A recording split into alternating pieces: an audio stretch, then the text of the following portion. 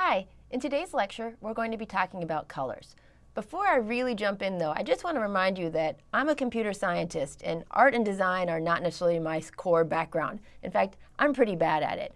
So what I'm going to be talking to you about today when I talk about colors is the best way to code up colors. Instead, when you're really looking for advice on what the best color schemes are going to be, I'm going to direct you to different places online and let you use your own expertise to kind of figure out what goes best with each other. But let's begin with how we use colors on your web page. We talk about the three different basic color conventions, the main ones that people use. Conventions is just another word for suggestions. It's not a rule. You don't have to follow the rules I'm going to give you. It's just the way that most programmers program so that they can understand what you're trying to do when they look at your code. One way that you can add color is to just simply use the English words, blue, red, yellow, etc. These work and they'll show up fine on your page. The problem is that it's not consistent across the pages. What's yellow to one browser is not the exact same shade of yellow to another browser. So in general, we avoid color names when your final project is coming up. When you're just coding and hacking away and you just want to pop something up on the screen, no problem. Use blue or red or yellow. But then later, what you're going to want to do is change to one of these two other conventions I'm going to talk about. The first one is called hexadecimal. Hexadecimal, you might recognize the decimal part. That's how we count from 0 to 9. Hexadecimal just means they have 16 digits instead of 10. So you can use 0 to 9, but then also A, B, C, D, E, and F. And F is kind of like the strongest, most powerful number you can use. When you do hexadecimal, it's always set up the same where you have a pound sign followed by either 3 or 6 digits. The examples I have here for you are 6 digits. And the way it works is that you have a red, green, and blue value. And the bigger the number you put in there, the more red, green, or blue you'll see. So here's my example. I have an example of blue, red, but also yellow, because depending on how much of these different values you put in, it can change the color that's going to show up on your screen. Now, hexadecimal is probably the most common way of doing colors when you look at a lot of people's pages, but another way that's coming up a lot is the RGB. Again, it's the same idea that we have red, green, and blue, but instead of using these kind of strange hexadecimal numbers, the 0 to F, instead you're using numbers between 0 and 1. So here I've done the same thing. I've just done 1, 1, and 1, 1. I could just as easily put 0.5, 0.8, 0.6, and that would change the strength of the color. So here I have RGB 001. One of the reasons that people have been switching over to RGB is that there's another option called RGBA. And for the longest time, I had to really think about what that A meant. And what it stands for is alpha transparency. So you have a fourth value on the end that says, you know what, I want to use this blue color, but I want to kind of make it a little bit see-through. So when it comes up, if I were to actually make it 0, it would be completely see-through. If I were to give it a final value of 1, it would look just like the regular RGB value.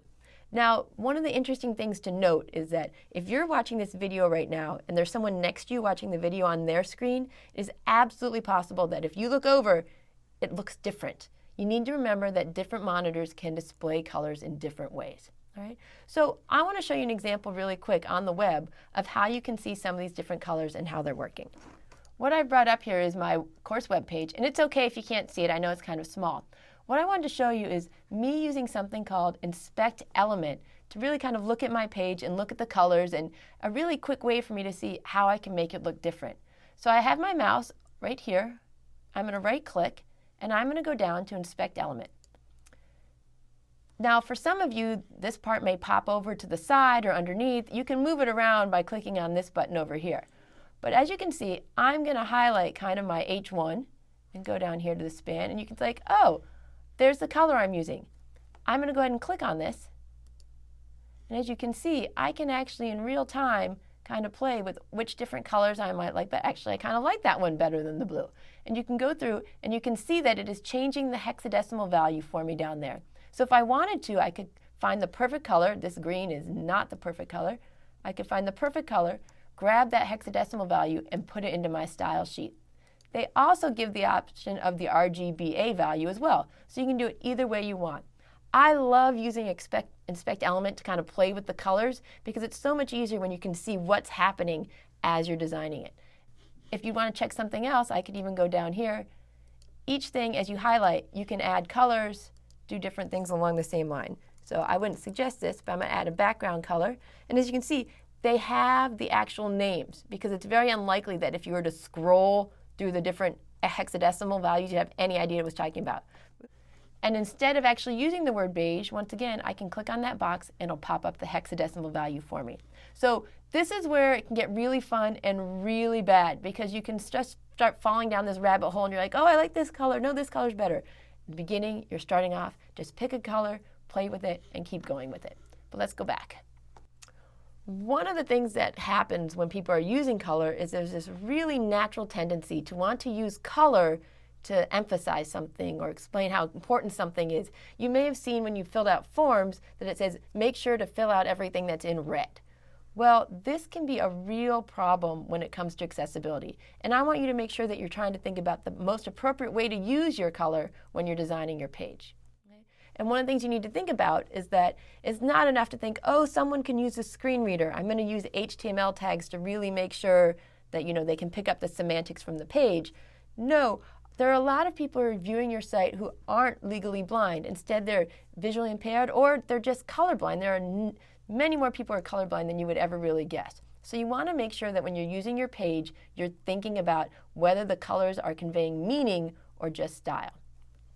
So think about your color contrast. And what color contrast is it's when you look at a page, is the text on a good color for the background? Most of us intuitively know when something has really poor color contrast. We're squinting at it. But to be honest, very few of us know what the really exact level is of where you need to go. So what you can do is you can use different tools to help you quantify the contrast between text and its background color. I've put in 2 links here, the wave.webaim.org and the Wave Contrast Checker. And I'm going to show you just a quick example of how you can use these to check a page.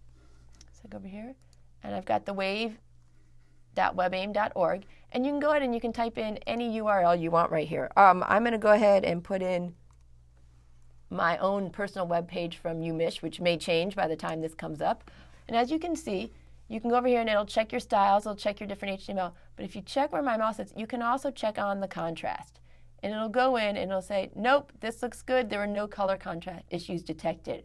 You'll be surprised how much, though, you will get examples. They can be extremely picky, and if it's really something that you feel strongly that you can see, absolutely stick with it. But you want to take their suggestions with a grain of salt. The one thing I wanted to really talk to you about, again, is just this whole idea of don't use color alone to convey meaning. This is a typical kind of bar graph where people use colors to say, hey, this is how much share is Apple iPhone, the pre-palm, different things along that line.